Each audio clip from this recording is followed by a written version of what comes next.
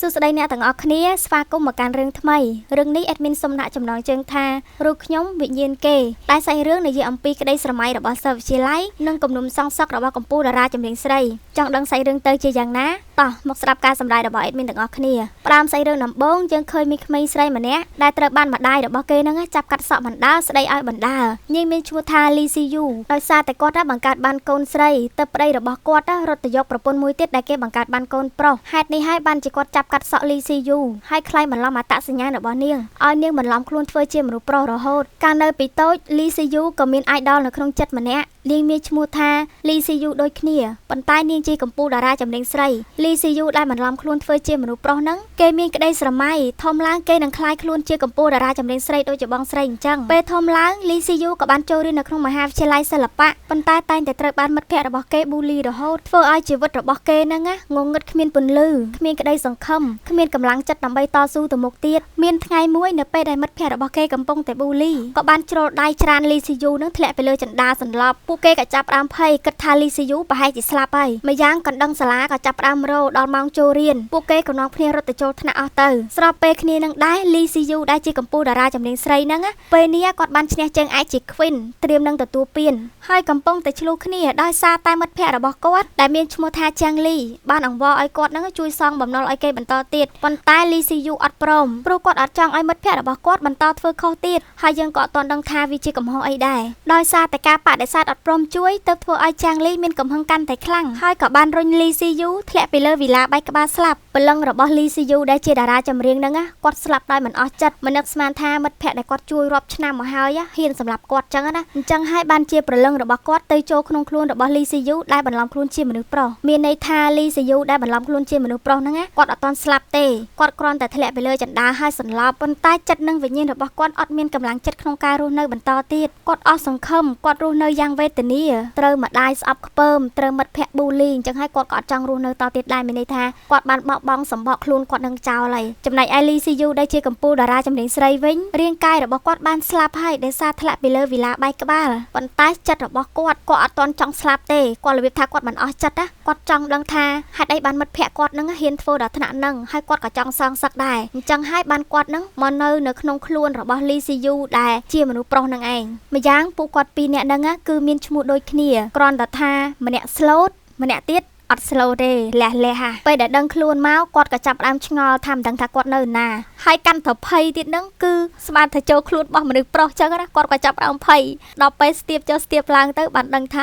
ជាមនុស្សស្រីហើយក៏ធូរចិត្តមកវិញលីស៊ីយូដែលបន្លំខ្លួនជាក្មេងប្រុសអេដមីនសុំហៅថាលីស៊ីយូតូចចំណែកឯលីស៊ីយូដែលជាតារាចម្រៀងអេដមីនសុំហៅថាតួស្រីតែបិទគាត់ពីរនាក់ហ្នឹងគឺតួឯកដូចគ្នាគ្រាន់តែថាអេដមីនសុំហៅអញ្ចឹងកុំឲ្យច្រឡំគ្នាដោយសារឈ្មោះពួកគាត់ដូចគ្នាក្រោយពីចូលនៅក្នុងខ្លួនរបស់លីស៊ីយូតូចហើយគាត់ក៏ទទួលអារម្មណ៍ដឹងពីការឈឺចាប់និងភាពអាម៉ាស់ដែលលីស៊ីយូតូចបានទទួលហើយគាត់ក៏បាននិយាយម្នាក់ឯងថានាងតូចកុំបារម្ភខ្ញុំនឹងប្រើរូបកាយរបស់ឯងទៅធ្វើរឿងដែលឯងមិនទាន់បានធ្វើភ្លាមហ្នឹងក្រុមដែលតែងតែធ្វើបាបលីស៊ីយូតូចបានមករករឿងនាងទៀតហើយមកដល់ភ្លាមក៏ច្រានក្បាលរបស់គាត់ហើយសួរថាក្បាលរបស់ឯងយ៉ាងម៉េចហើយលីស៊ីយូតួស្រីបានសើចហើយក៏តបទៅវិញថាមើលតើឯងដូចជាចង់ឲ្យខ្ញុំមានបញ្ហាគាត់និយាយបណ្ដាក៏ងើបឈរបែរទៅរកពួកគេបណ្ដាខ្ញុំបានទៅផ្នែកសន្តិសុខយកវីដេអូពីកាមេរ៉ាសុវត្ថិភាពបើអញ្ចឹងតើយ៉ាងម៉េចខ្ញុំគ្រាន់តែវាយក្បាលឯងបន្តិចហើយឯងជាអ្នកធ្លាក់ចន្ទាដោយខ្លួនឯងនោះទេតួស្រីបានដកទូរស័ព្ទដែលបានថតសលេងមិញហ្នឹងយកមកឲ្យស្ដាប់វិញហើយក៏បន្ថែមថាការវាយក្បាលអាចចាត់ទុកថាជាការប្រើអំពើហិង្សានៅក្នុងសាលាហើយមែនទេឌីងហៅបានតបថាវាគ្រាន់តែជាការលេងសើចរបស់មិត្តរួមថ្នាក់ប៉ុណ្ណោះវាមិនធ្ងន់ធ្ងរនោះទេតួស្រីក៏ដឹងថាឌីងហៅហ្នឹងតែងតែបង្ខំឲ្យលីស៊ីយូតូចធ្វើកិច្ចការផ្ទះឲ្យគេរហូតឌីងហៅក៏និយាយបន្តទៀតត្រូវហើយលីស៊ីយូឯងបានធ្វើកិច្ចការសាលាឲ្យខ្ញុំហើយឬនៅតួស្រីក៏អស់សំណើចហើយក៏ដើរចូលទៅនិយាយជាមួយមិនមែនទេសម្លាញ់មុខរបស់ឯងហេតុអីបានជាសងខាងមិនដូចគ្នាឯងចង់និយាយពីអីមកខាងគឺថ្ពាល់មកខាងទៀតគឺមុខក្រាស់ចំអកឲ្យគេរួចគាត់ក៏ដើរទៅយកក្រដាស់កិច្ចការយកមកឲ្យឌីងហៅពេលដែលឃើញភ្លាមគាត់អត់យល់ហើយក៏សួរថាអានេះជាស្អីគេតួស្រីបានតបទាំងហួសចិត្តឯងជាអ្នកចម្រៀង មើលប៉ុណ្ណឹងមិនយល់នៅស្រែកក្តែងថានិពន្ធបទថ្មីរាល់ថ្ងៃទៀតមិនចេះខ្មាស់គេនិយាយរួចក៏ដើរចេញទៅបាត់ទុកឲ្យពួកគេហ្នឹងនាំគ្នាឆ្ងល់ថាហេតុអីបានជាលីស៊ីយូចម្លែកដូចជាមនុស្សពីរនាក់ផ្សេងគ្នាយើងកាត់មកមើលពេលដែលកំពុងបង្រៀនវិញអ្នកគ្រូបានប្រកាសថាគូគ្រប់នឹងរៀបចំកម្មវិធីប្រឡងចម្រៀងជ្រើសរើសសមាជិកដើម្បីបង្កើតក្រុមដំណើរឆ្ពោះទៅរកពន្លឺបើសិនជាមានសិស្សណាចាប់អារម្មណ៍អាចទៅចុះឈ្មោះបានឌីងហៅគេក៏អួតថាគេខំហាត់អស់2ឆ្នាំកន្លះហើយគេប្រកាសជាប្រឡងជាប់អ្នកគ្រូក៏បានបញ្ជាក់ម្ដងទៀតថាមានអ្នកណាចង់ចុះឈ្មោះដែរឬក៏អត់តួស្រីក៏បានលើកដៃគ្រប់គ្នាពេលដែលឃើញតួស្រីលើកដៃភ្លាមក៏នាំគ្នាសើចចំអកព្រោះអត់ដែលឃើញតួស្រីវឹកហាត់ចម្រៀងហើយក៏ដែលឮតួស្រីច្រៀងសូម្បីតែអ្នកគ្រូក៏អត់ជឿជាក់លើតួស្រីដែរគាត់ថាវាជាកម្មវិធីប្រឡងចម្រៀងមិនមែនជាការច្រៀងលេងកម្សាន្តទេពេលហើយតួស្រីគាត់ខឹងគាត់ក៏បាននិយាយថាអ្នកគ្រូមិនដែលឃើញខ្ញុំច្រៀងផងហេតុអីបានថាខ្ញុំធ្វើមិនបានឌីងហៅក៏បានចំអកប្រសិនបើឯងចេះច្រៀងមែនខ្ញុំឮឯងច្រៀងយូរមកហើយមិនមែនខ្លាចគេឮហើយភ័យព្រោះតែសម្លេងឯងដូចទាទេចុះបើខ្ញុំច្រៀងបានហើយពីរោះជាងឯងទៀតឯងគិតយ៉ាងម៉េចបើឯងច្រៀងពីរោះជាងខ្ញុំសុកចិត្តស៊ីហ្គីតានេះឯងជាអ្នកនិយាយដោយខ្លួនឯងទេតួស្រីក៏បានងើបជន់លើកៅអីគាត់លេងហ្គីតាបណ្ដាគាត់ច្រៀងបណ្ដាយ៉ាងពីរោះធ្វើឲ្យគ្រប់គ្នាដែលនៅក្នុងថ្នាក់ហ្នឹងនាំគ្នាភាំងព្រោះអត់នឹកស្មានថាតួស្រីគាត់ច្រៀងពីរោះអញ្ចឹងសោះហើយម្យ៉ាងទៀតសំបីតែអ្នកគ្រូក៏គាត់ឈរញញឹមដែរអញ្ចឹងបានថាមនុស្សយើងកុំឲ្យមានអំនួតពេកពីមុនយើងមែនតែឥឡូវដល់វេនគេវិញហើយក្រោយពេលដែលច្រៀងចប់គ្រប់គ្នាក៏បានទះដៃសរសើរថាតួស្រីហ្នឹងច្រៀងបានពីរោះជាងឌីងហៅទៅទៀតនៅពេលអត់មានអ្នកចាប់អារម្មណ៍ឌីងហៅក៏បានបន្លំខ្លួនបំរុងនឹងរត់ចេញតែត្រូវបានតួស្រីស្រែកខាត់អេឌីងហៅឯងភ្លេចធ្វើរឿងមួយហើយត្រូវមិត្តភ័ក្តិសើចចំអកយ៉ាងអាម៉ាស់ធ្វើឲ្យគេបង្ខំចិត្តយកហ្គីតាពីដៃតួស្រីបំរុងនឹងខំប៉ុន្តែតួស្រីក៏ស្រែកអាយ៉ាគ្រាន់តែជាការលេងសើចប៉ុណ្ណោះកុំយកមាត់កខ្វក់របស់ឯងមកប៉ះហ្គីតារបស់ខ្ញុំតួស្រីមិនមែន slow ដែរណាដាក់មកឆ្ងាញ់ធ្វើឲ្យគេអាម៉ាស់លើអាម៉ាស់ហ្មងពេលនេះតួស្រីគាត់កំពុងតែនិពន្ធបទចម្រៀងដើម្បីត្រៀមសម្រាប់ការចូលប្រឡងភ្លាមហ្នឹងក៏មានមិត្តភ័ក្តិប្រុសម្នាក់បានចូលមកហៅគាត់ថាអ្នកគ្រូចង់ជួបតួស្រីក៏បានចេញទៅហើយក៏អត់ដឹងថាជាអ្នកណាដែរបានមកលួចប្រូចម្រៀងរបស់គាត់ហើយយើងកាត់មកមើលនៅក្នុងថ្ងៃប្រឡងវិញម្នាក់នេះគាត់មានឈ្មោះថាគូយ៉ាន់ទិញជាកូនប្រុសរបស់នាយកគូគោរពហើយក៏ជាតួប្រុសដែរនៅអាយុ16ឆ្នាំគាត់ប្រឡងបាននិទ្ទេស A នៅក្នុងមហាវិទ្យាល័យរៀបចំតន្ត្រីសម័យហើយអាយុ18ឆ្នាំគាត់បានបង្កើតអាល់ប៊ុមចម្រៀងល្បីទទួលបានពានគាត់ក៏ជាប្រធានក្រុមដំណើរឆ្ពោះទៅរកពន្លឺហើយក៏ជាគណៈកម្មការនៅក្នុងកម្មវិធីនេះដែរមុនពេលឡើងប្រកួតឌីងហៅក៏បានមកឌឺចិត្តដល់ពេលហើយខ្ញុំគិតថាខ្ញុំប្រហែលជាឡើងមុនឯងខ្ញុំដឹងហើយសង្ឃឹមថាឯងឆាប់ស្លាប់ហើយនឹងឆាប់បានកើតជាថ្មីចាំមើលបន្តិចទៀតឯងនៅតែខ្លាំងទៀតទេឌឺដងគ្នាសាហាវមិនដឹងថាមានផែនការអីទេម្នាក់ពិធីករក៏បានប្រកាសហៅឌីងហៅឲ្យឡើងច្រៀងមុនមែនអ្វីដែលសំខាន់គេបានយកបទចម្រៀងដែលតួស្រីខំនិពន្ធហ្នឹងយកមកច្រៀងទៀតតាមពិតអ្នកដែលបានទៅលួចប្រូចម្រៀងរបស់តួស្រីគឺជាឌីងហៅសោះបទចម្រៀងមួយបទហ្នឹងធ្វើឲ្យអ្នកទស្សនានិងគណៈកម្មការពេញចិត្តខ្លាំងមែនតើព្រោះអីសម្លេងរបស់គាត់ហ្នឹងច្រៀងពីរោះ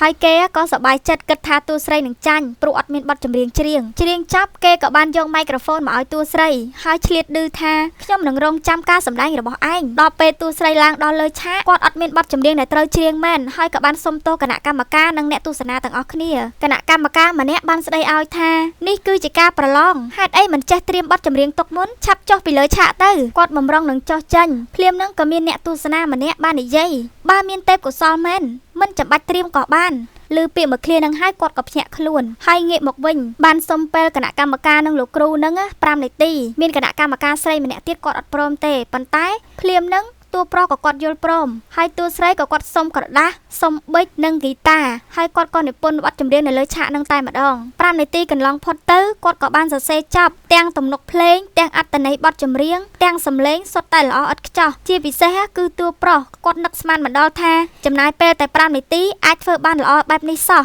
ពិតជាមិនធម្មតាមែនបន្ទុកចុងក្រោយតួស្រីក៏បានបន្ទុកខ្ពស់ជាងឌីងហៅហើយអាចទៅប្រឡងជុំទី2បានចំណែកឯឌីងហៅវិញអត់ជាប់ហើយគេមួម៉ៅខ្លាំងណាស់មិនអាចទៅរួចទេខ្ញុំជាសិស្សពូកែនៅក្នុងមហាវិទ្យាល័យមិននឹងអាចចាញ់គេទៅតួស្រីបានដើរចូលមកហើយក៏តបថាដឹងហេតុអីបានជាឯងបានត្រឹមតែលេខ4ទេដោយសារតែបទចម្រៀងនោះខ្ញុំបាននិពន្ធជាពិសេសសម្រាប់ឯងនេះឯងដឹងមុនថាខ្ញុំនឹងលួចបទចម្រៀងរបស់ឯងទេខ្ញុំមិនត្រឹមតែដឹងថាឯងលួចបទចម្រៀងដែលខ្ញុំនិពន្ធប៉ុណ្ណោះទេខ្ញុំថែមទាំងដឹងទៀត ទៀតថាឯងមានអំណួតខ្លាំងណាស់មានជំនាញក្នុងខ្លួនច្រើនពេកតើបមានការធ្វើប្រហែសនៅក្នុងបទចម្រៀងនោះខ្ញុំគ្រាន់តែកែប្រែបន្តិចនឹកស្មានមិនដល់ថាឯងបរាជ័យដល់ថ្នាក់នេះសោះប៉ុន្តែអ្នកទស្សនាថាខ្ញុំច្រៀងបានល្អខ្លាំងណាស់មែនហើយមនុស្សធម្មតាមិនដឹងពីកំហុសនោះទេប៉ុន្តែគណៈកម្មការពួកគាត់ប្រកាសជាដឹងភ្លាមនឹងតួប្រុសគាត់ស្ដាប់ឮហើយក៏ចូលមកតបថាសម្លេងរបស់ឯងពិតជាពិរោះមែនប៉ុន្តែមូលដ្ឋានគ្រឹះរបស់ឯងខ្សោយមានកំហុសច្រើនពេកលើសពីនេះទៅទៀតខ្ញុំមិនចូលចិត្តឲ្យមនុស្សដែលលួចចម្លងរបស់អ្នកដទៃមកធ្វើការជាមួយខ្ញុំថាឲ្យដេញហៅរួចគាត់ក៏ងាកមកនិយាយជាមួយតួស្រីខ្ញុំសង្ឃឹមថាលើកក្រោយលោកនឹងធ្វើឲ្យខ្ញុំភ្ញាក់ផ្អើលជាងនេះទៅទៀតប្រកាសណាស់ថ្ងៃនេះតួស្រីគាត់ត្រៀមទៅប្រឡងជុំទី2ពេលចេញពីបន្ទប់ទឹកក៏ជួបអ្នកមីងម្នាក់គាត់គឺជាអ្នកស្រីគូជានាយកគូគ្រប់ហើយក៏ជាម្ដាយរបស់តួប្រុសដែរគាត់គិតថាតួស្រីនឹងជាមនុស្សប្រុសហេតុអីបានជាមកចូលក្នុងបន្ទប់ទឹកមនុស្សស្រីគាត់ក៏វាយយកតួស្រីប្រាប់ថាខ្ញុំជាមនុស្សស្រីទេតែអ្នកមីងអត់ព្រមជឿមានណាតួស្រីក៏ទាញដៃរបស់គាត់មកចាប់ដើមទ្រូងពុបហាជាមនុស្សស្រីពិតមែនក្មេងស្រីសម័យនេះហេតុអីចូលចិត្តស្លៀកពាក់ដូចមនុស្សប្រុសពិភពលោកនេះរញ៉េរញ៉ៃមែនរអ៊ូហើយក៏ដើរចេញទៅបាត់តួស្រីក៏បានដើរមកតាមពីក្រោយចៃដន្យក៏ជួបគាត់ម្ដងទៀតគាត់នៅក្នុងឡានកំពុងតែស្រួលខ្លួនក៏បានហៅតួស្រីសួរថាមានស្ករអត់ពួកគាត់កំពុងតែវិលមកជាតិស្ករនៅក្នុងឈាមធ្លាក់ចុះតួស្រីក៏បានបញ្ញាបញ្ញាប់ទាញបានស្ករគ្រាប់ហ្នឹងយកមកឲ្យគាត់ញ៉ាំមួយគ្រាប់រួចគាត់ក៏សួរទៀតថាមានរបស់ផ្សេងទៀតអត់តួស្រីក៏ប្រាប់ថាអ្នកមីងចាំបន្តិចចាំខ្ញុំទៅទិញតែដោះគោឲ្យហើយក៏បញ្ញាប់រត់ទៅទាំងភ័យមួយសន្ទុះក្រោយមកក៏ត្រឡប់មកវិញចិត្តដល់ឡានហើយក៏ជ្រុះបាត់ងាកបំរុងនឹងរើសមានម៉ូតូមួយហ្នឹងមកជន់បែកបាត់ទៀតហើយគាត់ក៏ត្រឡប់ទៅទិញម្ដងទៀតលើកហ្នឹងបានសម្រេចជួយសង្គ្រោះម៉ែក្មេកលើកដំបូងដូចអាដាក់អាដប់ដល់ឲ្យតួស្រីក្រោយពីញ៉ាំតែដោះគោរួចហើយគាត់ក៏បានធូរហើយក៏ចង់សងគុណតួស្រីគាត់ថាអត់អីទេអ្នកមីងខ្ញុំជួយសង្គ្រោះដោយចិត្តស្មោះហើយមិនត្រូវការតបស្នងអ្វីទេខ្ញុំសុំទៅមុនហើយព្រោះប្រញាប់ទៅទូងឆឹងដើម្បីប្រឡងអេដមីនអត់ដឹងថាហើយកន្លែងនឹងត្រូវអត់ទេណាហើយក៏ចៃដន្យនឹងអ្នកមីងក៏គាត់ទៅកន្លែងនឹងដែរគាត់ថាចាំទៅជាមួយគាត់ជូនទៅពេលមកដល់មុខអគារបុគ្គលិកអត់ឲ្យចូលដោយសារដល់ពេលដែលគេត្រូវប្រឡងអញ្ចឹងគេបិទអត់ឲ្យមានអ្នកចេញចូលទេតួស្រីក៏គាត់បកស្រាយប្រាប់ថាដោយសារគាត់មានបញ្ហាខ្លះទៅបានជាមកយឺតហើយអ្នកមីងក៏គាត់ជួយនិយាយប្រាប់ថារវល់តែជួយសង្គ្រោះគាត់ទៅខកខានពេលវេលាប៉ុន្តែបុគ្គលិកនៅតែអត់ព្រមឲ្យចូលទៀតគាត់ថានេះជាគោលការណ៍ក្រុមហ៊ុនហើយក៏ជាបញ្ជារបស់លោកគូដែរភ្លាមនឹងតួប្រុសក៏បានដើរមកដល់ហើយគាត់ក៏ហៅថាម៉ាក់តួស្រីគាត់ភ្ញាក់ផ្អើលមែនតែនគាត់អត់នឹកស្មានថាអ្នកមីងដែលគាត់ជួយនឹងជាម្ដាយរបស់តួប្រុសសោះបុគ្គលិកក៏បានសុំទោសដោយសារតែអត់ស្គាល់អ្នកស្រីគូក៏គាត់អត់ប្រកាន់ទេព្រោះគាត់ថាវាគឺជាច្បាប់ក្រុមហ៊ុនប៉ុន្តែគេមកយឺតគឺដោយសារតែជួយសង្គ្រោះខ្ញុំមែនហើយគាត់ក៏ងាកមកនិយាយជាមួយនឹងតួស្រីវាចាត់ទុកថាជាការធ្វើតេស្តមួយប៉ុន្តែលទ្ធផលចុងក្រោយទៅជាយ៉ាងណាគឺអាស្រ័យលើសមត្ថភាពរបស់ឯងឬម៉ាក់របស់គាត់និយាយអញ្ចឹងហើយតួប្រុសក៏គាត់អត់និយាយអីដែរអ្នកស្រីគូបានអូសដៃតួស្រីមកនិយាយទៅពីរនាក់ឯងជាមនុស្សស្រីហេតុអីបានបន្លំខ្លួនជាមនុស្សប្រុសហើយទៅរួមក្រុមជាមួយមនុស្សប្រុសទៀតប្រសិនបើមានអ្នកដឹងប្រកាសជាមានរឿងធំអាយ៉ាអ្នកមីងថ្ងៃក្រោយខ្ញុំមានឱកាសខ្ញុំនឹងបញ្យល់ប្រាប់អ្នកមីងក្រែងអ្នកមីងជាប្រធានក្រុមហ៊ុននេះខ្ញុំសូមអង្វរជួយលាក់បាំងរឿងនេះឲ្យខ្ញុំផងបានអ្នកណាឲ្យឯងជាអ្នកជួយសង្គ្រោះយើងល្អណាស់អរគុណច្រើនអ្នកមីងពេលដែលកំពុងសន្ទនានឹងក៏មានបេក្ខជនម្នាក់បានមកឃើញគេគិតថាតួស្រីប្រកាសជាសាច់ញាតិរបស់អ្នកស្រីគូហើយព្រោះអីឃើញស្និទ្ធស្នាលនឹងគ្នាពេលដែលកំពុងតែសមបេក្ខជនម្នាក់នឹងក៏បានដើរចូលមកយកស្ករគ្រាប់មកឲ្យប្រាប់ថាបើចង់បានសម្លេងកាន់តែពីរោះឲ្យញ៉ាំស្ករគ្រាប់នឹងទៅឃើញពួកគេអត់ព្រមញ៉ាំគេក៏ញ៉ាំមកគ្រាប់មុនបញ្ជាក់ថាវាអត់មានបញ្ហាអីចឹងណាក្រោយមកពួកគេក៏ព្រមញ៉ាំតាមប៉ុន្តែពេលដែលចេញមកដល់ក្រៅគេក៏បានខ្ជាក់ស្ករគ្រាប់នឹងចេញស្ករគ្រាប់នឹងពិតជាមានបញ្ហាមែនបន្ទាប់ពីបេក្ខជនម្នាក់នឹងច្រៀងចប់ក៏ដល់វេនវាងយ៉ាង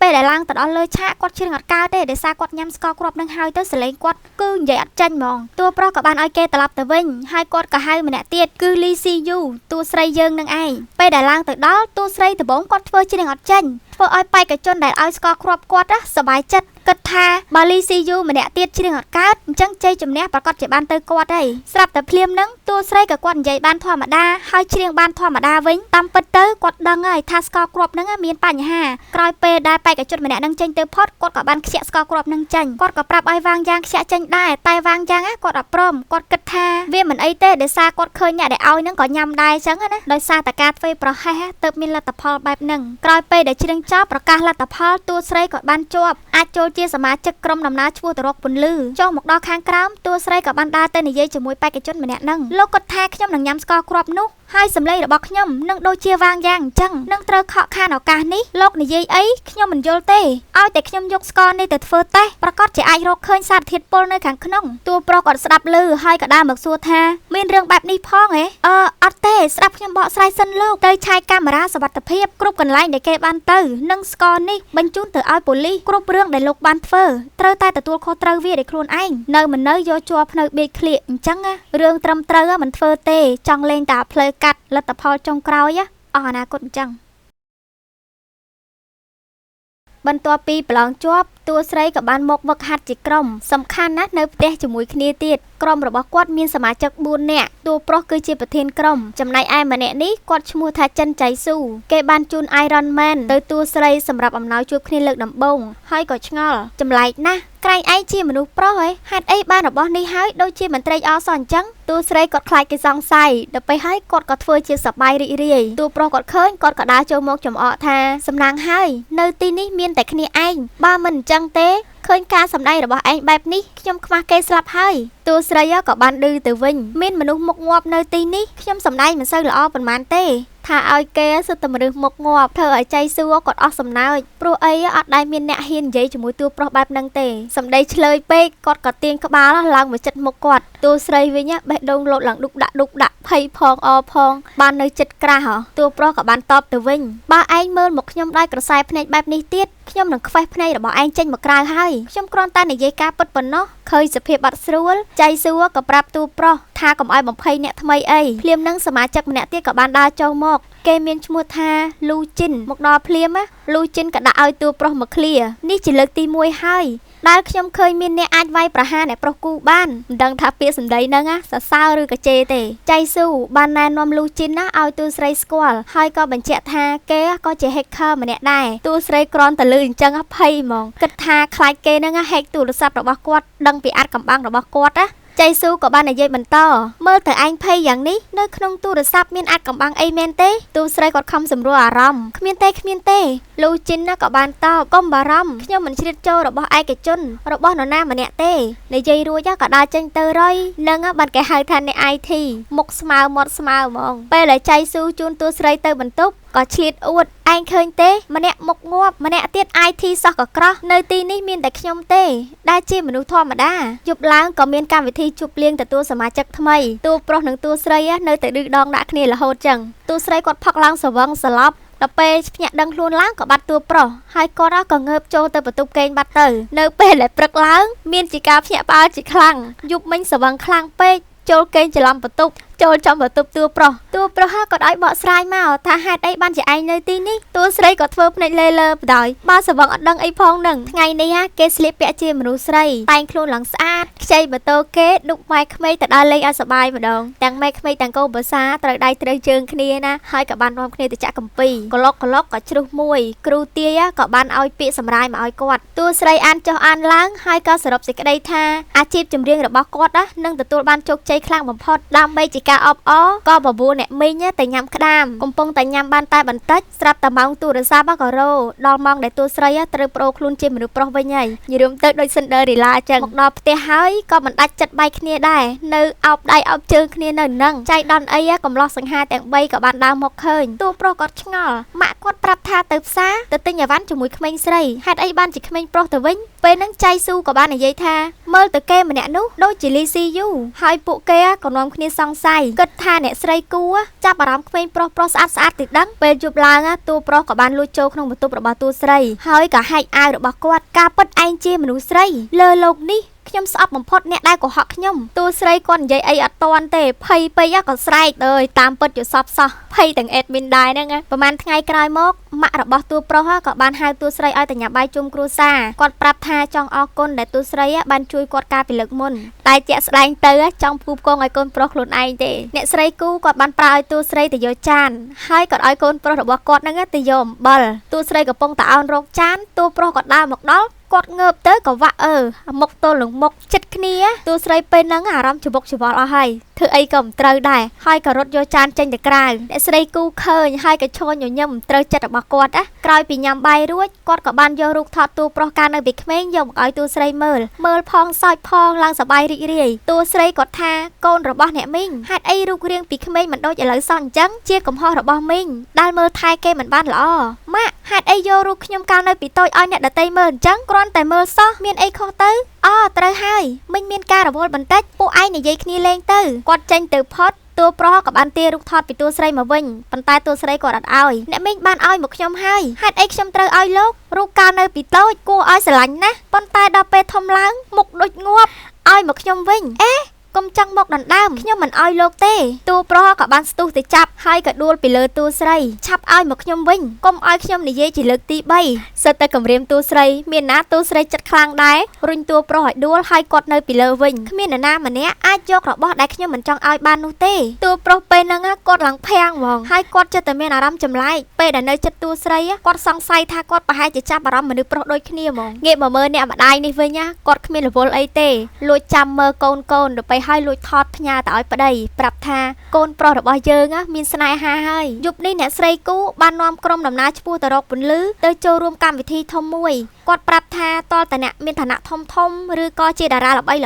ទើបអាចមកចូលរួមក្នុងកម្មវិធីនេះបានលូជីនគាត់បានឃើញមនុស្សស្រីម្នាក់ហើយគាត់ក៏និយាយថានោះគឺជាព្រះនាងចាងលីឮថាក្រោយពីលីស៊ីយូស្លាប់ទៅនាងក៏បានក្លាយជាកំពូលស្ត្រីនៅក្នុងក្រុមហ៊ុនយ៉ាងឆាប់រហ័សតួស្រីគ្រាន់តែឃើញថាជាចាងលីភ្លាមគាត់មានកំហឹងពេញខ្លួនក៏បានទៅទាញកំបិតនៅលើតុដើរសម្ដៅទៅរកសមាជិករបស់គាត់ក៏ភ្ញាក់ផ្អើលមានណាយកកំបិតទៅចាក់សាច់សោះចាក់ឡើងបែកចានហ្មងស្មានតែយកទៅចាក់ចាងលីដើម្បីសងសឹកឲ្យតាខំទៅភ័យដោយទាំងអេដមីនដែរមានមនុស្សស្រីម្នាក់ក្រោយពីគាត់លេងវីយូឡុងចប់គាត់បាននិយាយថាអរគុណច្រើនអ្នកទាំងអស់គ្នាតើមានអ្នកណាដឹងទេថាអំបញ្ញមិញខ្ញុំលេងបទអ្វីកញ្ញាចាងលីខ្ញុំគិតថាកញ្ញាប្រកាសជាដឹងមាសខ្លាយអញ្ចឹងឯងពេលដែលឃើញភ្លើងក៏ចាប់ផ្ដើមខ្លាចមើលទៅទឹកមុខទៅដឹងហើយឆ្លើយអត់ចាញ់ទេភ្លាមហ្នឹងតួស្រីក៏បានឆ្លើយជំនួសបទនេះនិពន្ធអំពីរូម៉ានីដ៏ល្បីល្បាញនៅឯឌីគូមានឈ្មោះថា Skylark បើតាមខ្ញុំចាំកញ្ញាចាងលីមួយបទមានចំណងជើងថាស្លាប់ក៏ត្រូវបាននិពន្ធដោយ Skylark ដែរ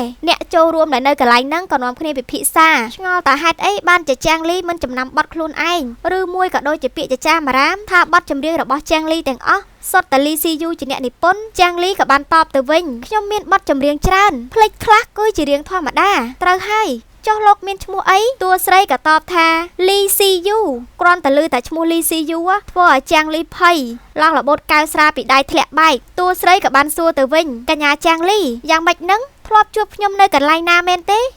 អត់ទេដោយសារតែឈ្មោះរបស់លោកដូចជាមិត្តចាស់របស់ខ្ញុំអ្នកស្រីគូក៏តបលីស៊ីយូគឺជាសិក្ខាកាមនៅក្នុងក្រុមហ៊ុនរបស់ខ្ញុំវាគ្រាន់តែជារឿងចៃដន្យដែលមានឈ្មោះដូចគ្នាធ្វើឲ្យកញ្ញាចាងលីភ័យហើយនិយាយរួចគាត់ក៏បាននាំពួកគេត្រឡប់ទៅវិញចាងលីមានអារម្មណ៍អត់សូវស្រួលនៅក្នុងចិត្តបានឲ្យជំនួយការរបស់នាងទៅស៊ើបពីតួស្រីវិញនៅខាងក្នុងហំហានខ្លាំងណាតែពេលចេញមកដល់ក្រៅញ័រជើងឡើងចង់ដួលលូជីនបានសួរថាស្គាល់ចាងលីមែនអ្នកស្រីគូបាននិយាយកាត់បានហើយស៊ីយូមិនចង់និយាយប្រកាសជាមានហេតុផលតួប្រុសបានបង្វែរស្ថានភាពដោយសារតែនៅក្នុងពិធីជប់លៀងអំបញ្ញមិញអត់ទាន់បានញ៉ាំអីទេក៏បបួលទៅញ៉ាំអីនៅខាងក្រៅសិនមុននឹងចូលផ្ទះពេលដែលកំពុងតែញ៉ាំតួប្រុសគាត់បាននិយាយជាច្រើនឆ្នាំមកហើយម៉ាក់របស់ខ្ញុំមិនដែលមកញ៉ាំអាហារបែបនេះទេស្មានមិនដល់ថាគាត់ស្ដាប់តាមលោកអញ្ចឹងសោះបើអញ្ចឹងលោកចង់សងគុណខ្ញុំយ៉ាងម៉េចអ្នកប្រុសគូមិនត្រឹមតែនិយាយងាកមុខទៅរកគេឡើងចិត្តដល់ពេលហើយតាំងធ្វើភាំង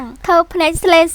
អញញ័រធ្វើអីក៏មិនត្រូវដែរយើងកាត់មកមើលថ្ងៃបន្ទាប់កំពុងតែហាត់រាំចៃស៊ូគាត់ឆ្ងល់ស៊ីយូអញហាត់យកសាច់ដុំទ្រូងខ្ញុំសុំប៉ះបន្តិចមើលអានឹងឆ្ងល់កោរឿងក៏ត្រូវមកកំភ្លៀងឯងយ៉ាងម៉េចហ្នឹងមនុស្សប្រុសដូចតែគ្នាសោះហេតុអីក៏ប៉ះមិនបានលោកទៅចម្លែកចង់ស្ទាបមនុស្សប្រុសដូចគ្នាស្ដីឲ្យគេរួចបានដើរចេញទាំងមួម៉ៅហើយក៏ក្លាច់ជើងដួលគ្រប់គ្នាក៏បានស្ទុះមកសួរមិនអីទេតួប្រុសគាត់បញ្ញាប់ទៅយកថ្នាំចៃស៊ូក៏បានសុំទោសចំពោះរឿងអំបញ្ញមិញតួស្រីថាអត់អីទេវាគ្រាន់តែជារឿងតូចតាចតួប្រុសយកថ្នាំមកដល់ឲ្យពួកគេទាំងពីរនេះទៅហាត់បន្តទៅទុកគាត់ជាអ្នកលាបថ្នាំឲ្យពេលឃើញជើងរបស់តួស្រីគាត់គិតថាជើងរបស់មនុស្សប្រុសសោះហេតុអីសរលោងហើយពេលដែលគាត់ ទៅចិត្តណាក្លិនខ្លួនណាក៏អូបចម្លែកទៀតគាត់ចេះតែអត់ស្រួលនៅក្នុងចិត្តរកថាអីក៏មិនត្រូវលៀបឲ្យទៀតលែងកើតហើយក៏ហុចឲ្យតួស្រីលៀបខ្លួនឯងវិញទៅតួស្រីគាត់ឃើញតួប្រុសប្លែកគាត់ក៏ថាខ្ញុំមិនបានធ្វើអីផងគាត់យ៉ាងម៉េចហ្នឹងខ្ញុំបានសរសេរបទថ្មីមួយអ្នកទាំងអស់គ្នាមកមើលយល់យ៉ាងណាដែរក្រោយពេលមើលរួចគ្រប់គ្នាក៏ថាល្អហើយក៏បានណាត់គ្នាទៅថតរូបដើម្បីដាក់បទចម្រៀងហ្នឹងយើងកាត់មើលពេលដែលកំពុងតែថតវិញថតរូបម្នាក់រួចក៏មានថតរូបជាក្រុមតួស្រីបញ្ញាប់មកពេករត់ចំពប់ជើងដួលទៅលើតួប្រុសដឹងថាតួប្រុសអារម្មណ៍មិនសូវស្រួលហើយចេះតែមានឧបតវៈហេតុរហូតហ្មងតួស្រីបន្ទាប់ពីថតរូបចប់ពួកគេក៏បានជ្រើសរើសរូបមួយដែលស្អាតជាងគេដើម្បីយកទៅដាក់ក្នុងបទចម្រៀងចៃស៊ូក៏ចាប់ផ្ដើមសប្បាយចិត្តគិតថាបទថ្មីរបស់ពួកគេប្រកាសជាល្បីហើយងាកមកមើលជាងលីវិញនាងបានតាមដានតួស្រីរហូតពេលដែលឃើញនៅម្នាក់ឯងមានឱកាសល្អនាងក៏បានចាប់តួស្រីរឹតកហើយក៏សួរថាតើលោកមានទំនាក់ទំនងអ្វីជាមួយនឹងតារាស្រីលីស៊ីយូព្រោះតាមអ្វីដែលនាងបានស៊ើបដឹងគ្រប់ការប្រឡងវគ្គនីមួយៗរបស់តួស្រីទាំងអស់សុទ្ធតែចម្លែកដូចជាការសរសេរបទចម្រៀងភ្លាមនៅលើឆាកដូចជាសម្លេងមនុស្សប្រុសសោះតែច្រៀងដូចជាស្រីហើយជាពិសេសទៅទៀតបទថ្មីដែលក្រុមរបស់តួស្រីទៅតែចេញហ្នឹងដូចទៅនឹងបទចម្រៀងរបស់តារាចម្រៀងស្រីលីស៊ីយូដែលគាត់ទៅតែសរសេរបានតែពាក់កណ្ដាលជាងលីបានសួរបន្តហេតុអីបានជាបទចម្រៀងរបស់លោកដូចទៅនឹងបទចម្រៀងរបស់នាងចាប់ប្រាប់មកសំណាងល្អភ្លាមហ្នឹងកំឡោះសង្ហាទាំង3ក៏បានមកជួយទាន់តួប្រុសមកដល់បាននិយាយថាកញ្ញាចាងលីខ្ញុំមិនដឹងថានាងចង់បានអ្វីពីមិត្តរបស់ខ្ញុំទេអ្នកប្រុសគូខ្ញុំគ្រាន់តែចង់ស្វែងរកមិត្តចាស់របស់ខ្ញុំប៉ុណ្ណោះមុននឹងចេញទៅបានទុកពាក្យមួយឃ្លាឲ្យតួស្រីពេលក្រោយយើងនឹងជួបគ្នាទៀតចាងលីចេញទៅផតចៃស៊ូក៏បាននិយាយប្រហែលជានាងចង់សងសឹករឿងនៅក្នុងពិធីជប់លៀងនៅថ្ងៃមុនហើយតួស្រីបានគិតនៅក្នុងចិត្តសំណាងហើយដែលគ្រប់គ្នាមិនដឹងថាក្នុងខ្លួនលីស៊ីយូតូចនេះគឺជាព្រលឹងរបស់លីស៊ីយូខ្ញុំបើមិនអញ្ចឹងទេច្បាស់ជាស្មុគស្មាញមិនអីទេសង្គមនេះមានច្បាប់នាងមិនហ៊ានធ្វើអ្វីខ្ញុំទេពួកយើងត្រឡប់ទៅវិញទៅតួស្រីថ្លោះជើងគាត់ដើរទៅវិញអត់កើតតួប្រុសក៏បានអៀវឆ្ងល់ដែរអៀវប៉ុណ្ណឹងហើយនៅដឹងថាមនុស្សស្រីទៀតណោះមកដល់ផ្ទះតួប្រុសក៏បានលាបថ្នាំឲ្យលាបបណ្ដាលរអ៊ូបណ្ដាលថ្ងៃក្រោយបើគ្មានការអនុញ្ញាតពីខ្ញុំមិនត្រូវចេញក្រៅម្នាក់ឯងទេខ្ញុំដឹងហើយប្រាប់ហើយថាកុំឲ្យនៅចិត្តគ្នា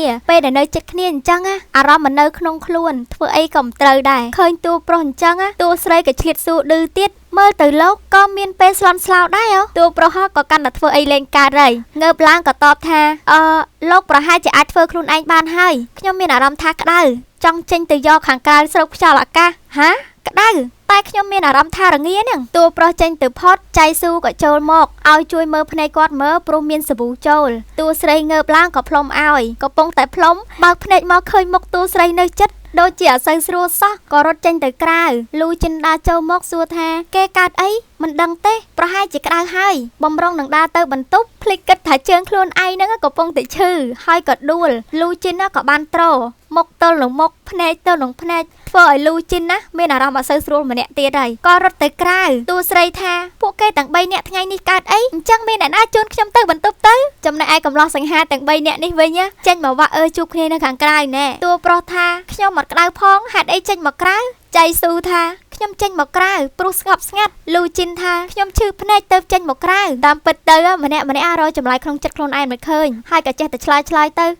ថ្ងៃនេះខាងក្រុមហ៊ុនបានបញ្ជូនតួស្រីមកធ្វើជាគ្រូបង្រៀនជំនួសដោយសារតែគ្រូបង្រៀនរំរបស់ពួកគេមានការរវល់សិស្សថ្មីទាំងអស់អត់ព្រមហាត់គិតថាតួស្រីក៏ជាសិក្ខាកាមថ្មីអត់មានជំនាញអត់មានបទពិសោធន៍ត្រូវមករៀនជាមួយគ្រូបែបហ្នឹងពួកគេគ្មានកម្លាំងចិត្តក្នុងការវឹកហាត់ឡើយតួស្រីគ្រាន់តែឮថាត្រូវការកម្លាំងចិត្តត្រូវការអ្នកគាំទ្រមានណាបើកទូរស័ព្ទ LINE ឡើងពេញបន្ទប់ពួកគេក៏នាំគ្នារាំប្រងព្រាតរាំរហូតដល់សមាជិកម្នាក់សុំសម្រាកព្រោះអីគេថាទ្រាំលេងបានហើយហត់តួស្រីក៏អត់ឲ្យសម្រាកទេដោយសារតែមានអ្នកចូលមើល LINE ច្រើនហើយក៏មានអ្នកខមមិនលើកទឹកចិត្តច្រើនដែរដើម្បីជាការតបស្នងដល់អ្នកគាំទ្រត្រូវតែខំប្រឹងវឹកហាត់បន្តទៀតហើយគាត់ក៏មានរង្វាន់ឲ្យក្រោយពីវឹកហាត់ចប់នឹងជូនទៅកន្លែងម៉ាស្សាទៅដល់កន្លែងម៉ាស្សាអ្នកសេវាកម្មស្រីម្នាក់ហ្នឹងគាត់ចង់ម៉ាស្សាឲ្យតួស្រីមុនប៉ុន្តែតួស្រីគាត់បដិសេធគាត់ថាទៅម៉ាស្សាឲ្យកូនសិស្សទាំងអស់នោះទៅព្រោះពួកគេរាំហត់ចុកដៃចុកជើងចុកចង្កេះចំណែកគាត់អត់មានបានវឹកហាត់អីទេហើយក៏អត់មានចុករយអីដែរកូនសិស្សទាំងអស់ ឃើញហើយក៏ឆ្ងល់ថាលោកគ្រូលីជាមនុស្សប្រុសសោះហេតុអីគេអៀនម្លេះបើមិនអញ្ចឹងទេចាំពួកគេជាអ្នកម៉ាសាឲ្យតួស្រីក៏ចាប់ផ្ដើមភ័យហើយក៏ស្រែកឡើងភ្លាត់មាត់ថាប្រុសនិងស្រីមិនអាចស្និទ្ធស្នាលនឹងគ្នាទេកូនសិស្សនោះក៏ធ្វើមុខឆ្ងល់ដល់ពេលហើយគាត់ក៏ប្រោប្រយោគមកវិញ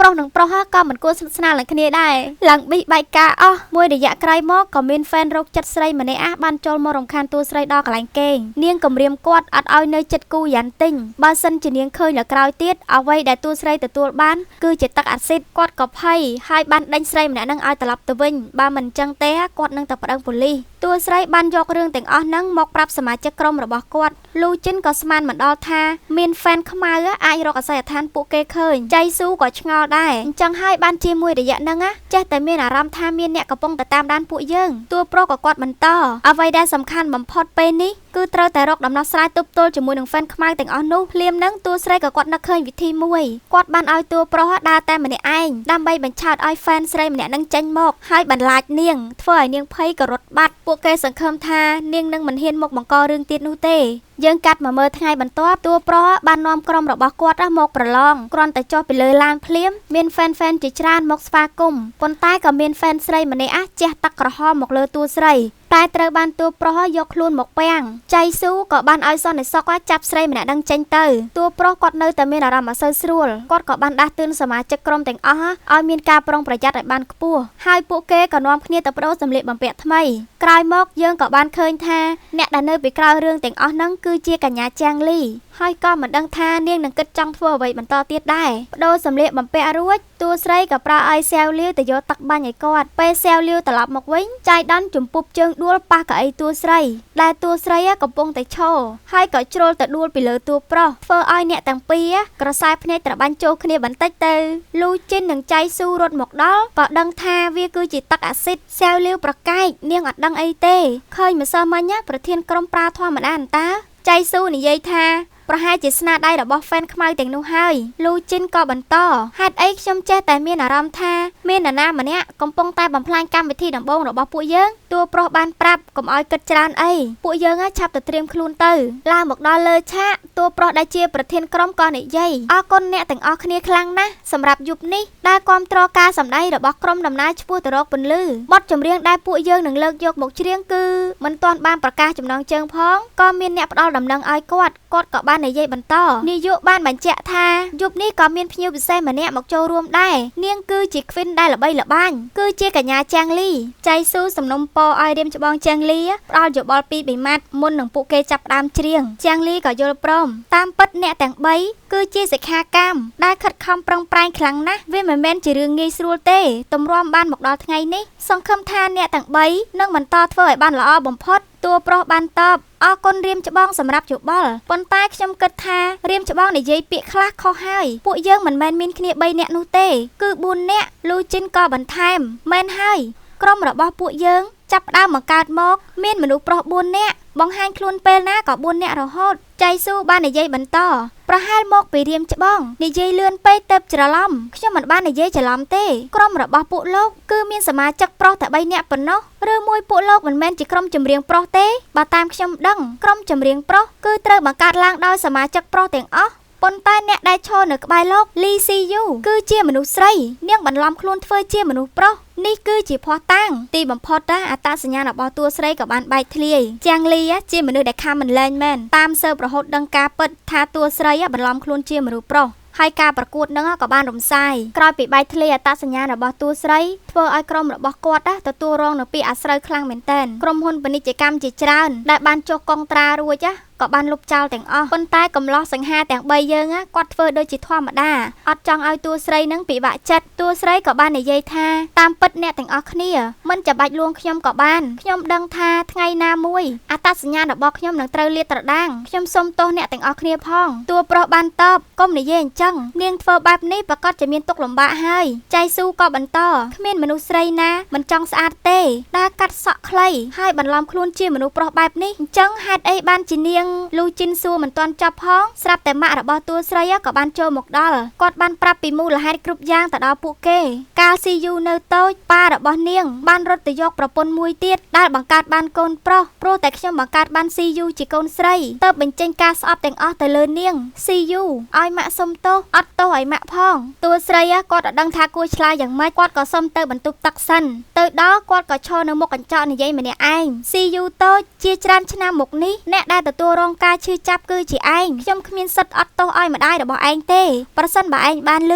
ឯងគ្រាន់តែប្រាប់ខ្ញុំតាមរយៈកាក់នេះមកថាគូអត់ទោសឲ្យគាត់ឬអត់គាត់ក៏បោះកាក់ផ្សងសំណាងហើយយើងក៏អត់ទាន់ដឹងថាលទ្ធផលយ៉ាងម៉េចទេកាត់មកមើលអ្នកខាងក្រៅវិញតួប្រុសក៏បានលួងអ្នកមីងស៊ីយូប្រហែលជាឈឺពោះហើយអ្នកមីងចាំបន្តិចទៀតសិនទៅខ្ញុំដឹងថាជាច្រើនឆ្នាំមកនេះស៊ីយូរងទុកច្រើនណាស់មិនអាចលើកលែងទោសដោយពាក្យពីរវិមាត់នេះបានទេសុទ្ធតែជាកំហុសរបស់ខ្ញុំនិយាយរួចគាត់ក៏ងើបដើរចេញទៅតួស្រីរត់ចេញពីបន្ទប់ទឹកមកក៏អោបគាត់បញ្ជាក់ថាស៊ីយូតូចព្រមអត់ទោសឲ្យម៉ាក់គាត់ហើយងាកឡើងតួស្រីបានរៀបចំអាហារឡើងពេញតុចៃស៊ូបានគិតថាប្រហែលជាចង់ជប់លៀងដោយសារតែនាងត្រូវគ្នាជាមួយនឹងម្ដាយវិញពេលហ្នឹងតួប្រុសក៏គាត់ប្រាប់ដំណឹងល្អមួយខាងក្រុមហ៊ុនពាណិជ្ជកម្មបានតាក់ទងមកគាត់ចង់បន្តកងត្រាវិញហើយលូជីនក៏បានរកឃើញមតិមហាជននៅតាមអ៊ីនធឺណិតលែងមានគំនិតអវិជ្ជមានចំពោះក្រុមរបស់គាត់ហើយគ្រប់គ្នាក៏ឆ្ងល់ថាហេតុអីនៅសុកក៏ប្រែជាល្អវិញតួស្រីក៏ដាច់ចិត្តប្រាប់ថាដោយសារតែគាត់ប្រកាសដកខ្លួនចេញពីក្រុម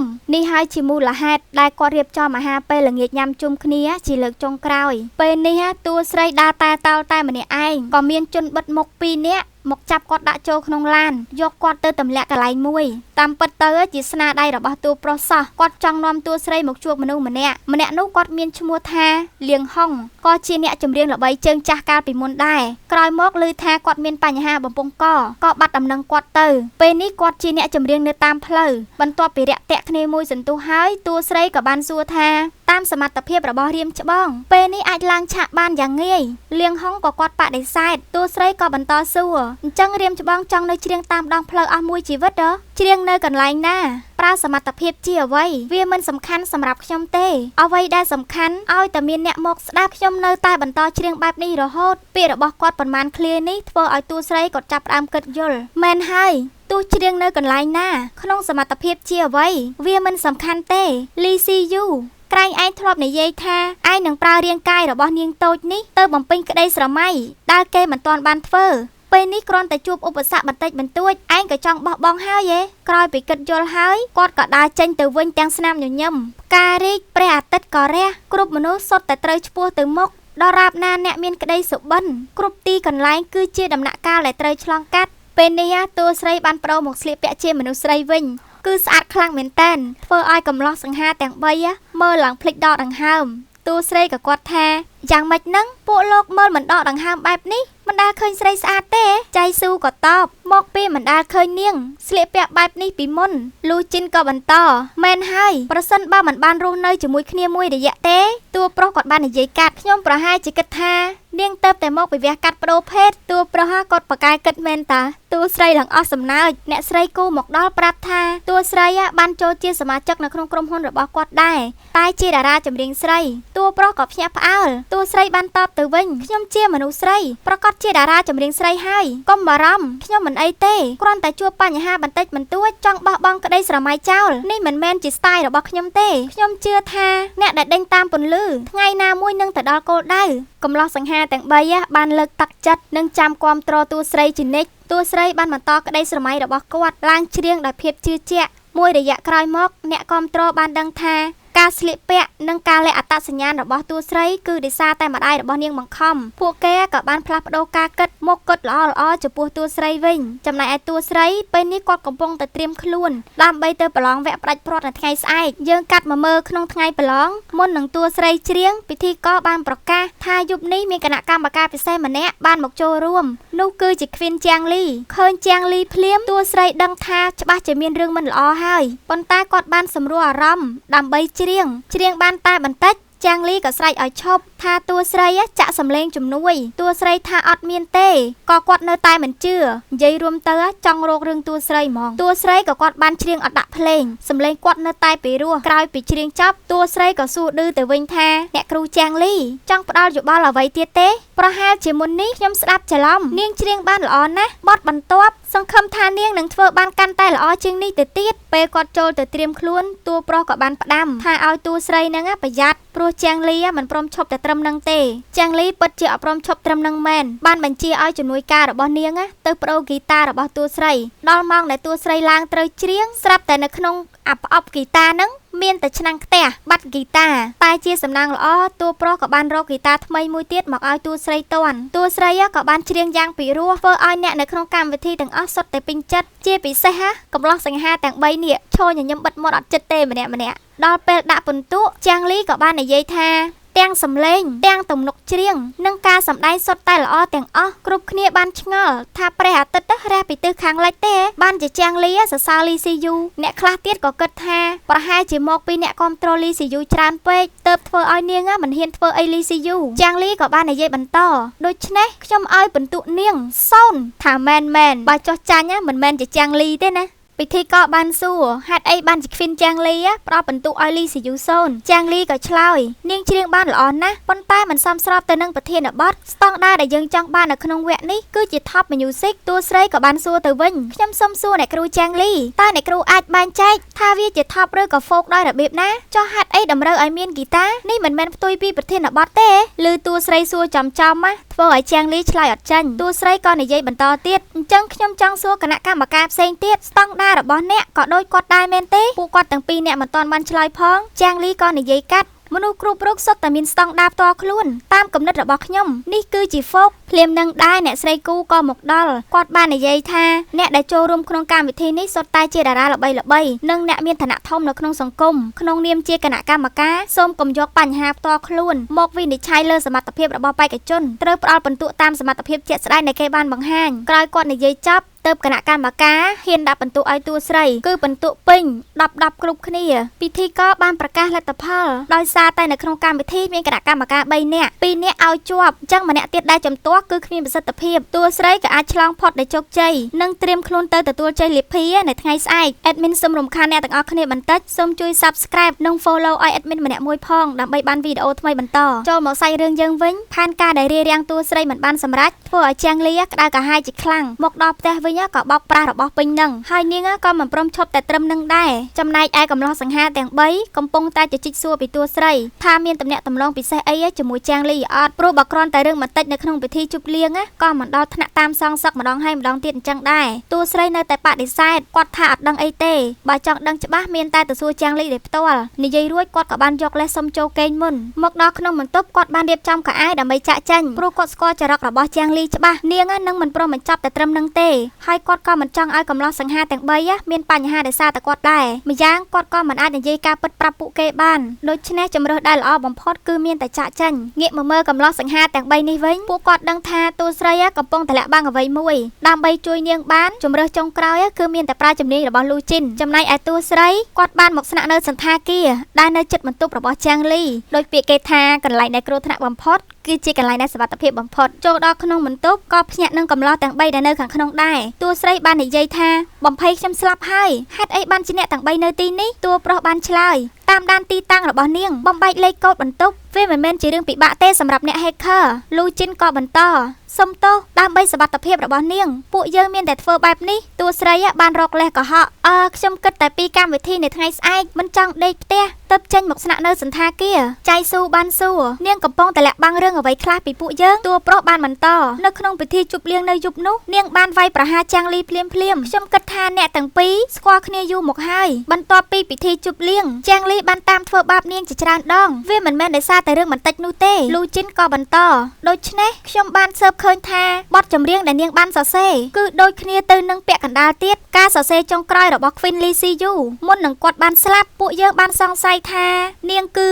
តួស្រីចាប់ផ្ដើមភ័យគិតថាចុងក្រោយអាចកំបាំងប្រូវិញ្ញាណរបស់គាត់ត្រូវបានពួកគេរកឃើញតួប្រុសបាននិយាយបន្តនាងគឺជាសិស្សរបស់ Queen Lee Si Yu មែនទេអើយខំតភ័យស្មានតែស៊ើបដឹងការពិតអស់ហើយតួប្រុសក៏បាននិយាយបន្តទៀតមានតែហេតុផលនេះប៉ុណ្ណោះបើមិនដូច្នោះទេនាងមិននឹងអាចមានបទចម្រៀងរបស់គាត់កំឡោះទាំង3បានគិតថាតួស្រីចេញពីផ្ទះគឺដើម្បីរៀបចំផែនការសងសឹកជាមួយនឹងចាងលីតួប្រុសបាននិយាយបន្តខ្ញុំបានព័ត៌មានពីគ្រូពេទ្យកសលវិច័យការស្លាប់របស់ Queen Lee Si Yu មានចំណុចគួរឲ្យសង្ស័យគឺពេលវេលាស្លាប់ខុសពីឯកសារ4ម៉ោងចៃស៊ូក៏បន្ថែមដូច្នេះពួកយើងសន្និដ្ឋានថានៅលើឆាកមិនមែនជាកន្លែងកាត់ហេតុដំបូងទេហើយចាងលីគឺជាជនសង្ស័យធំបំផុតព្រោះនាងគឺជាអ្នកទទួលប្រយោជន៍ទាំងអស់បន្ទាប់ពី Queen Lee Si Yu ស្លាប់ទៅនិយាយរួមទៅ3អ្នកនឹងអាចធ្វើជាអ្នកវិភាគរឿងក្តីបានពួកគាត់ចង់ចូលរួមជាមួយនឹងតួស្រីព្រោះ Queen Lee Si Yu ក៏ជា idol របស់ពួកគាត់ដែរតួស្រីក៏យល់ព្រមគាត់បានរៀបចំផែនការបំភ័យចាងលីឲ្យនាងនិយាយការពិតយប់ឡើងចាងលីដេកយល់សពឃើញ Queen Lee Si Yu មកច្បាច់កនាងភ័យស្រែករហូតដល់ភ្ញាក់ងើបឡើងបំរុងដើរទៅបន្ទប់ទឹកក៏ជួបនឹងតួស្រីដែលបន្លំខ្លួនធ្វើជាខ្មោចចាងលីគិតថាគ្រាន់តែជាការយល់សពខំប្រឹងដាស់ខ្លួនឯងឲ្យភ្ញាក់ផងអុកក្បាលនឹងចិញ្ចាំងផងតួស្រីក៏បាននិយាយថានេះមិនមែនជាក្នុងយល់សពខ្ញុំឈ្មោះ Lee Si Yu ចាងលីក៏ចាប់ផ្ដើមភ័យមិនអាចទៅរួចទេ Lee Si Yu បានស្លាប់យូរមកហើយ6ឆ្នាំមុននាងចង់ក្លាយជាតួឯកស្រីនៅក្នុងរឿងបានលះបង់ខ្លួនឲ្យថៅកែ4ឆ្នាំមុននាងកើតជំងឺអេដខ្ញុំបានឲ្យលុយនាងខ្ចីជួលពេទ្យព្យាបាលឲ្យនាងជាសម្ងាត់ហេតុអីបានជានាងដឹងរឿងទាំងអស់នេះមានតែ Lee Si Yu ប៉ុណ្ណោះដែលដឹងរឿងរបស់ខ្ញុំតួស្រីក៏សើចងាយណាស់គឺដោយសារតែនាងសម្លាប់ខ្ញុំមិនអាចទេខ្ញុំមិនបានរុញនាងទេគឺនាងរអិលធ្លាក់ចុះមកដោយខ្លួនឯងដល់ចំណុចសំខាន់ហើយតួប្រុសក៏បានចូលមកលួចថត Si Yu ឲ្យខ្ញុំសុំទោសដោយសារខ្ញុំចម្ពាក់បំណុលគេច្រើនពេកឯងមិនព្រមឲ្យលុយខ្ញុំខ្ចីបើខ្ញុំមិនឲ្យលុយគេទេពួកគេនឹងយកខ្ញុំទៅថតវីដេអូអាភាសខ្ញុំក៏បានគិតឃើញមានតែឯងស្លាប់ទើបអាចផ្លាស់ប្ដូរវាសនារបស់ខ្ញុំសុំទោសខ្ញុំដឹងខុសហើយសុំទោសហេនៅពេលដែលឯងរុញខ្ញុំឲ្យធ្លាក់ពីលើមកក្បាលរបស់ខ្ញុំឈឺខ្លាំងណាស់ឲ្យខ្ញុំអត់ទោសឲ្យឯងយ៉ាងម៉េចស្ដេចនៃឋាននរកសួរខ្ញុំពីកន្លែងដែលខ្ញុំធ្លាក់ស្លាប់ក៏ខ្ញុំមិនចាំផងឯងប្រាប់ស្ដេចនៃឋាននរកទៅគឺធ្លាក់ពីលើជាន់ទី2នៃវិឡារបស់ឯងសូមឲ្យស្ដេចនៃឋាននរករកកន្លែងឲ្យឯងចាប់ជាតិផងបកាយឆ្លើយមែនតាអាចស្លាប់គេហើយនៅមិនណែនាំគេទៀតតួស្រីសួរបន្តបន្ទាប់ពីខ្ញុំស្លាប់ហេតុអីយកសាកសពរបស់ខ្ញុំទៅលើឆាកប្រកល់រង្វាន់គឺជំនួយការរបស់ខ្ញុំនាងបានយកឯងទៅរៀបចំធ្វើជាឧបតវហេតុ Si Yu ខ្ញុំសុំទោសសូមអង្វរអត់ទោសឲ្យខ្ញុំផងអញ្ចឹងបានថាទង្វើខ្លះមិនអាចយកពាក្យអង្វរឬក៏ពាក្យសុំទោសមកដោះដូរបានទេតួស្រីនិយាយទាំងឈឺចាប់រឿងគ្រប់យ៉ាងដែលឯងបានធ្វើឯងត្រូវតែទទួលខុសត្រូវវាដោយខ្លួនឯងបន្ទាប់មកចៃស៊ូក៏បានយកកសែមកទប់ចំអកចាងលីឲ្យសន្លប់ពេលនេះតួស្រីគាត់មានភ័ស្តុតាងសារភាពនៅក្នុងដៃចាំមើលការប្រយុទ្ធចុងក្រោយរបស់អ្នកទាំងពីរនឹងទៅជាយ៉ាងណាតោះអញ្ចឹងយើងកាត់មកមើលក្នុងថ្ងៃប្រកាសជ័យលាភីវិញជំនួយការរបស់ចាងលីបានសួរមានបញ្ហាអីមែនព្រោះឃើញទឹកមុខអត់សូវល្អសោះចាងលីបានប្រាប់ថាមកពីយប់មិញយល់សពអាក្រក់គេអត់បានគ្រប់គ្រាន់ចាងលីនៅតែមានអំនួតគិតថាទោះបីជាតួស្រីឈ្នះជើងឯកហើយក៏ដោយក៏មិនអាចធ្វើអ្វីគេបានព្រោះគេនៅតែជា Queen ពិធីក៏បានឲ្យតួស្រីនិយាយពាក្យខ្លះមុននឹងបញ្ចប់កម្មវិធីតួស្រីថាពាក្យដែលគាត់ចង់និយាយគឺមាននៅលើ screen នេះគាត់ក៏បានយកវីដេអូសារភាពរបស់ចាងលីមកបង្ហាញឲ្យទស្សនិកជនទាំងអស់បានឃើញគ្រប់គ្នាចាងលីក៏ចាប់ផ្ដើមភ័យបើកភ្នែកធំទើបដឹងថារឿងដែលបានកើតឡើងពីយប់វាមិនមែនជាយល់សប្តិទេវាគឺជាការពិតនាងបានស្រែកឲ្យបិទតែទោះជាស្រែកយ៉ាងណាក៏គ្មានប្រយោជន៍ព្រោះពេលនេះប៉ូលីសក៏មកដល់ចាប់ខ្លួននាងពីបទសង្ស័យអំពើឃាតកម្មជួញដូរពាណិជ្ជកម្មសម្ងាត់គិច្ចពន្ធនិងបង្កើតក្រុមក្មេងទំនើងអញ្ចឹងបានថាចុងមិនដែលភ្លេចកុកទេមានតែកុកទេដែលភ្លេចចុងសំណាញ់ច្បាប់វិញឹកណាស់ឲ្យតែជាទង្វើខុសច្បាប់មុននឹងក្រោយគង់តែគេចាប់បានតួស្រីក៏បាននិយាយ Queen Lee Si Yu គឺជា idol របស់ខ្ញុំកន្លះឆ្នាំមុនខ្ញុំបានដឹងដោយចៃដន្យថាការស្លាប់របស់គាត់មានតាក់ទងជាមួយនឹងចាងលីដូច្នេះខ្ញុំក៏បានចាប់ដើមស៊ើបអង្កេតដោយសម្ងាត់ទីបំផុតខ្ញុំអាចរកយុត្តិធម៌ឲ្យគាត់បានហើយអ្នកគាំទ្រក៏បាននិយាយថា Queen Lee Si Yu បានស្លាប់ហើយពេលនេះព្រះបានប្រទាន Lee Si Yu ម្នាក់ទៀតមកជំនួសដូច្នេះពួកគេនឹងគាំទ្រនាងរហូតតួស្រីបានតបទៅអ្នកគាំទ្រវិញថាគាត់នឹងខិតខំប្រឹងប្រែងបន្តដំណើរទៅមុខដេញតាមពន្លឺនៃក្តីស្រមៃបន្តទៀតឃើញកូនស្រីទទួលបានជោគជ័យបែបនេះចិត្តជាម្ដាយរំភើបគ្មានអ្វីប្រៀបផ្ទឹមងាកមកមើលកំឡោះសង្ហាទាំង3នេះវិញតួប្រុសបាននិយាយថានាងដឹងទេ ពេលនេះនាងប្រៀបបីដូចជាពន្លឺបំភ្លឺនៅពេលយប់អញ្ចឹងលូជីននឹងចៃស៊ូខូចណាបានរុញតួប្រុសឲ្យទៅរកតួស្រីរួចលូជីនណាបានសួរទៅចៃស៊ូឯងគ្មានពាក្យអ្វីចង់និយាយប្រាប់នាងទេចៃស៊ូក៏អត់ព្រមឆ្លើយទេគាត់យកសំណួរហ្នឹងសួរបកទៅលូជីនវិញលូជីនក៏តបថាមានពាក្យខ្លះខ្ញុំគិតថាគួរតែកប់ទុកនៅក្នុងចិត្តល្អជាងចៃស៊ូគាត់លឺចម្លើយអញ្ចឹងហើយគាត់ក៏ឌឺទៅវិញបុរសសង្ហា IT ទីបំផុតចេះមានរឿងលាក់នៅក្នុងចិត្តហើយរួចក៏នាំគ្នាទៅញ៉ាំអាហារពេលល្ងាចបាត់ទៅអ្នកដែលឌឺគេហ្នឹងក៏មានរឿងលាក់នៅក្នុងចិត្តដែរធ្វើមិនទេបើយើងស្រឡាញ់គេតែម្នាក់ឯងឲ្យតែមនុស្សដែលយើងស្រឡាញ់សប្បាយចិត្តយើងក៏សប្បាយចិត្តដែរមកងាកមកស្ដាប់ការសន្ទនារបស់តួប្រុសនិងតួស្រីវិញតួស្រីបាននិយាយថាយ៉ាន់ទិញអរគុណចំពោះជំនួយរបស់លោកខ្ញុំគិតថានឹងទៅរកលោកនៅពេលក្រោយម្នាក់និយាយបែបអៀនតួប្រុសក៏បានតបចៃស៊ូនិងលូជីនបានត្រឡប់ទៅវិញមុនហើយពួកគេសុំឲ្យខ្ញុំសួរនាង